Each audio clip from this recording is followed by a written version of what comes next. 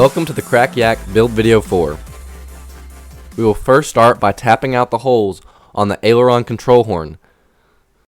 After that, you will need to drill out 2 holes on your aileron differential arm that you will be using to screw it into place. You want to drill them out so that the wood does not crack or split. Use the most appropriate size drill bit you have for the job. After you have drilled them out, screw the aileron differential arm into the aileron control horn.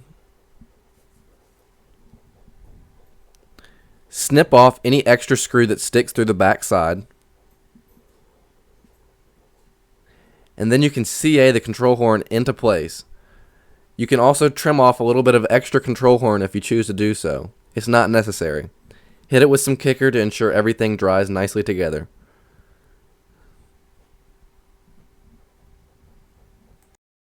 You can now complete the same process with the elevator and rudder control arm extenders. I would like to mention for this job we are using medium CA.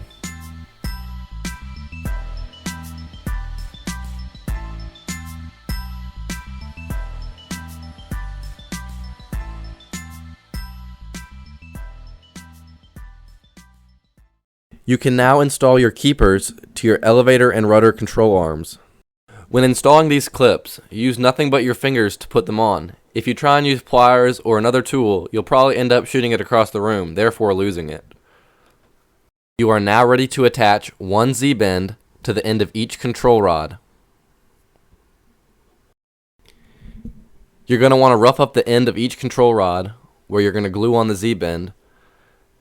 What this does is make sure the CA has a better surface to adhere to.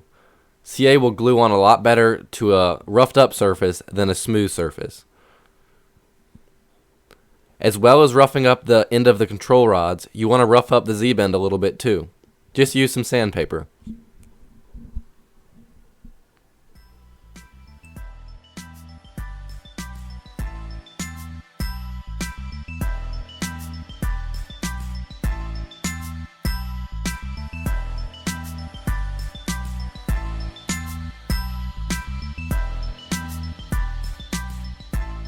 You are now ready to glue your Z-bends to the end of your control horns.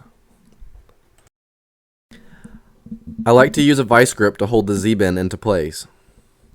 This is a little bit tricky, so squirt some CA onto the Z-bend and then begin lining up your control rod with the Z-bend. When you have it into place, squirt it with some CA and this will instantly bond them together. Once again, we're using medium CA.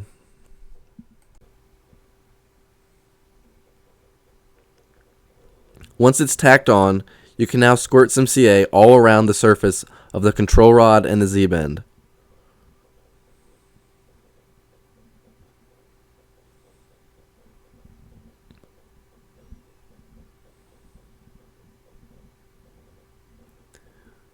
You now want to locate one of your heat shrink tubing pieces and place it over the Z-bend and the control rod while the CA is still wet.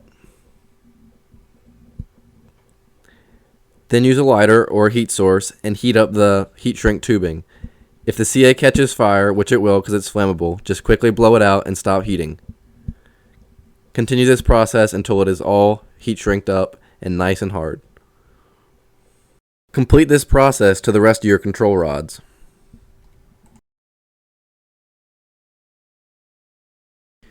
You are now ready to install your elevator and rudder push rod.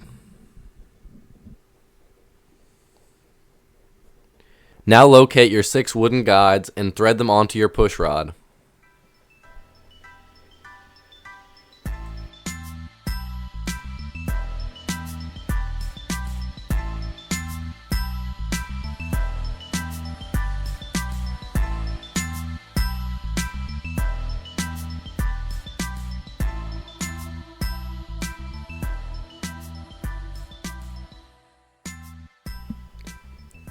Once you have them threaded onto your push rod, you can connect the control horn on the elevator to your Z-bend.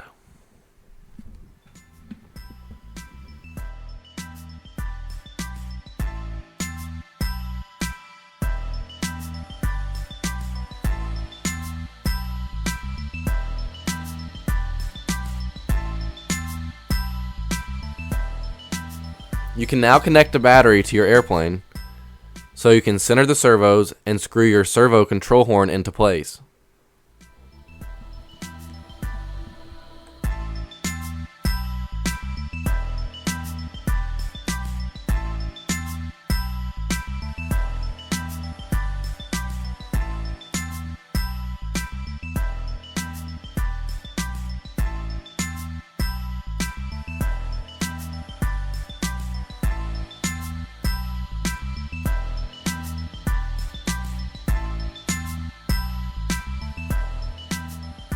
The slots for the pushrod guides are pre-cut. Locate each hole and place the guide in the appropriate hole.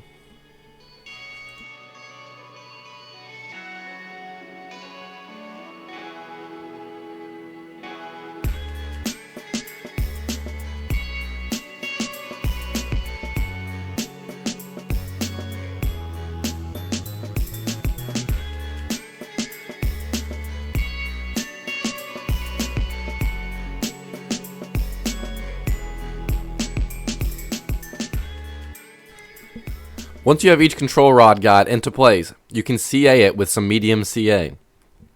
Make sure you use medium CA because if you use thin CA, it tends to wick up and it'll glue your control rod into place.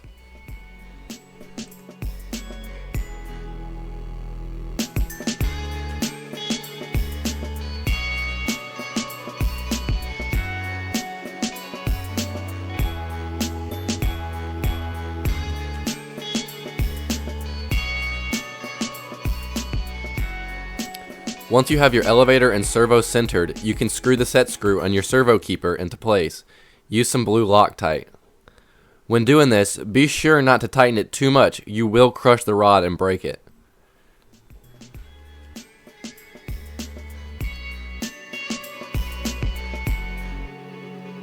You can now test it out to make sure everything works properly. After you're sure everything works properly, you can snip off any extra control rod. You can now complete this same process to the rudder side. You are now ready to screw in your aileron differential arm. Put it in as you see in this picture. This is crucial that you put the horns facing forward to ensure that your ailerons have equal amounts of throw.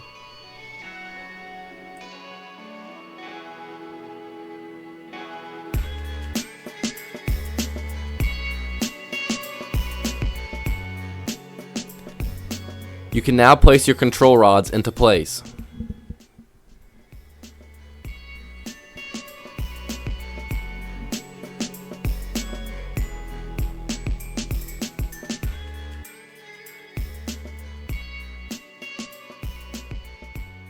Now install your keepers to your aileron control horns.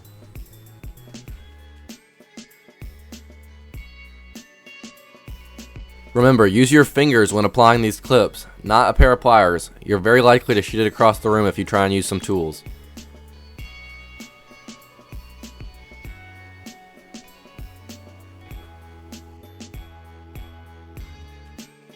Once you have your aileron and aileron servo centered, you can use some blue Loctite and Loctite down the set screw in the keeper.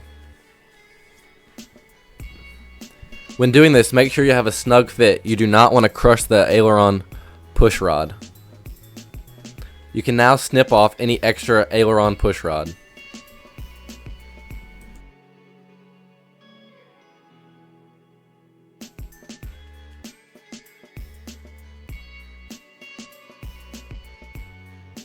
You are now ready to cut the slot out for your battery.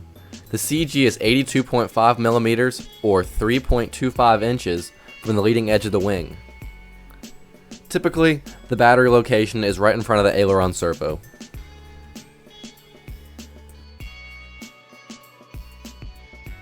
You can now cut out a slot using an X-Acto knife on the upper portion of your fuselage. Make sure the slot is not too big so your battery will be nice and snug.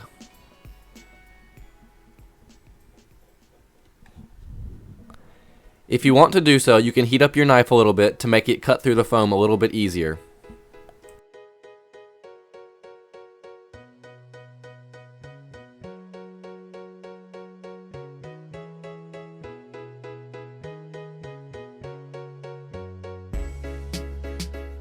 You can now test fit your battery to make sure it fits snugly into place.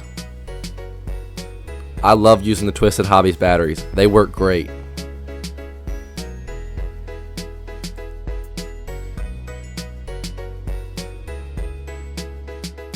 The last thing you're going to need to do is poke the battery connector to the top of the fuselage.